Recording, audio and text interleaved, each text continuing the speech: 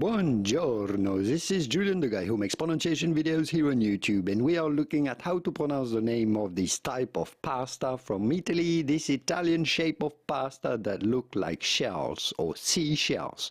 The word itself literally means in Italian seashell. So how do you go about pronouncing this with the typical Italian pronunciation? Yes, it's not obvious from looking at the spelling, but it's conchiglie.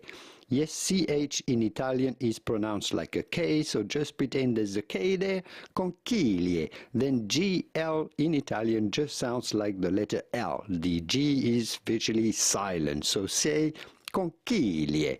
Conchiglie, not concili, but rather conchiglie. If you want to learn more about how to pronounce all of the different types and shapes of pasta from Italy, from spaghetti, tagliatelle, penne, farfalle, and many, many more, here are videos that you should watch next. I'll leave you to it, and I will see you soon in the wonderful world of Italian pronunciation. Ciao, ciao.